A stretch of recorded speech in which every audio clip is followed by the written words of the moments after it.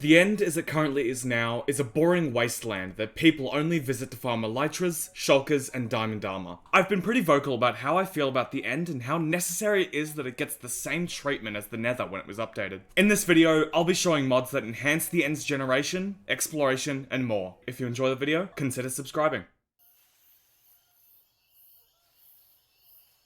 First off, we'll be enhancing the generation as we usually do. Enlightened End adds a few new biomes that come with new building blocks and more plants that give even more life to the barren biomes. One biome doesn't generate on top of the islands, but underneath, making for a riskier to navigate biome. This mod also adds a lot of different variations of endstone, making the texture of the End Islands less bland. End's Phantasm gives the End a different feel, with luminescent crystals growing out of the ground, looking similar to dripstone in a way. Even Quark adds a few plantations that give a little bit more life to the End, like chorus weeds that teleport to other endstone blocks. Geode Plus adds easier ways to automate farming for different resources, as well as generating a new block type within the End. Rapist blocks and shards can be found alongside smooth endstone. Apart from looking nice, the shards can also be used to create a unique item pedestal. Better End is, like its Nether counterpart, strangely beautiful with its generation. Large trees that almost look like mushrooms from another world, giant stars of ice that litter the empty spaces between the islands, and mobs that perfectly fit into these biomes. And finally, Nullscape, which is probably one of the best out there, completely changing the way the End generates, with islands sitting on different levels. Some islands sit down below, closer to the endless void, whilst others float high above the others, almost at build height. Just like the amplified Nether, this mod is a must if you haven't tried it yet.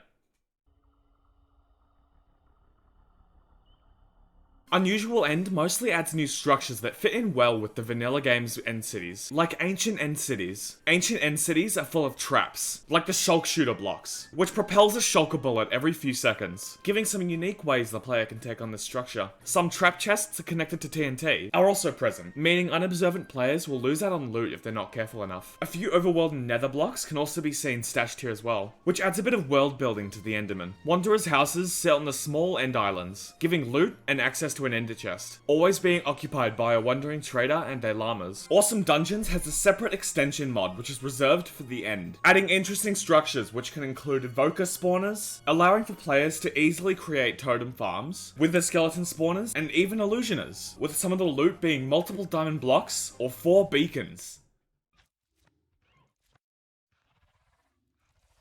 As always, Alex's mobs is a go-to when improving the game, adding ambient mobs like the Endergrade and the Spectre, the Cosmic Cod as food, and more. The Mimicube is found alongside shulkers in the End cities. Upon being hit, it mimics your weapon, armor, and offhanded item, meaning you really have to change up your style of fighting when going against them. When defeated, they drop Mimicream, which when 8 are surrounded around a weapon or item, duplicates it, without any enchantments and at the least durability.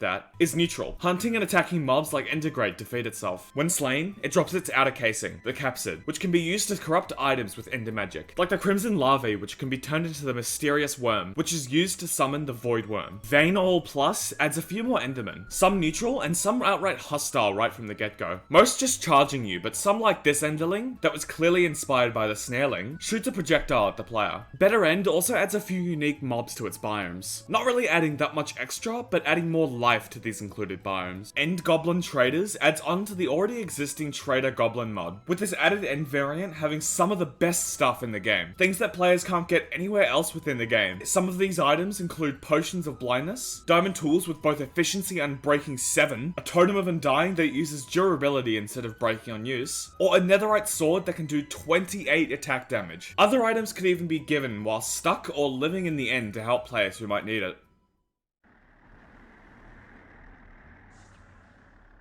Alex's mobs adds one boss, which needs to be thrown into the endless void to be summoned, the Void Worm. The Void Worm fires a ton of crystal bullets at the player whilst it dives, flies, and portals around the End. When defeated, it drops its eye in both mandibles, which can be used to make a trophy or a dimensional carver, which when shattered using a capsid, lets the player create a portal to warp millions of blocks in one direction. Ender's Cataclysm adds a new structure that holds a lot of good loot, and Ender Golems as mini-bosses, which drop a core that lets the player cast an attack that makes makes void crystals spike out of the ground. At the bottom of this dungeon is the Ender Guardian, which seems like any normal golem, but when it reaches its second phase, reveals that the head is a shulker. When defeated, it drops its arm, which could be worn as a gauntlet, which does significant damage, and when right click is held, pulls nearby entities towards you. Progressive bosses makes each time you defeat the Ender Dragon more difficult but rewarding, with the second time fighting the dragon drastically changing. The dragon flies faster, summons minions like shulkers to attack, replenishes end crystals, and more. It makes the dragon fight actually intimidating, which is suitable for the supposed final boss. Bosses of Mass Destruction adds the Obsidiolith, which is a strange sentient stone that casts spells to protect itself, attacking and debuffing the player. Even the obsidian sigils that are placed around during the battle make for a good inclusion, making the player have to balance and strategize on taking the time to destroy these protective sigils, without taking too much unnecessary damage. Its unique drop, the Obsidian Heart, is used to create some of the most powerful items this mod has to offer. So apart from the fight, the loot is also really worth it. Stalwart Dungeons adds a new structure that spawns in the Outer End Islands, with a new boss, the Shelterer. The Shelterer can be spawned when using a nether star on the altar that's embedded in the base of the structure, with the boss only being able to take damage from explosions. It has shulker drones, which are named Propulk, which constantly inflict levitation on intruders, meaning also having ranged weapons is vital.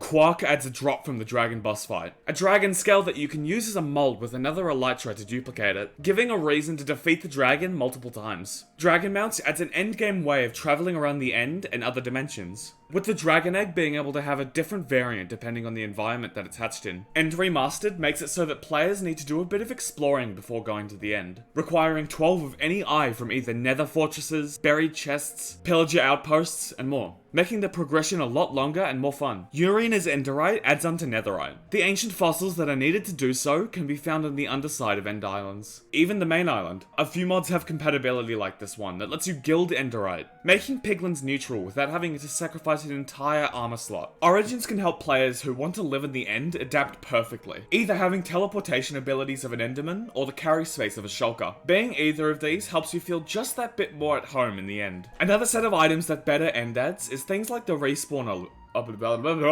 obelisk, acting as a respawn point for the end, coloured lighting with lanterns, and even multiple variants of item pedestals. Yellowish is a texture pack intended for the End's Phantasm mod, which simply makes the change of changing textures to be more akin to the strange forests from the Echoing Void DLC from Minecraft Dungeons, which some people may like more than the original look of the mod. And finally, I can't end this video without mentioning Immersive Portals, which once again stands as one of my absolute favourite mods of all time, with the only issue being that it can sometimes be hard to run, especially on a server where not everyone's PC is going to be equal. Thank you for watching. If you're enjoying these modded videos, I've had a few ideas on how we can expand on them in the future, so stay tuned for them. If you haven't already, consider liking and subscribing, because it helps grow the channel a ton. So once again, thank you for watching, and have a good day or night.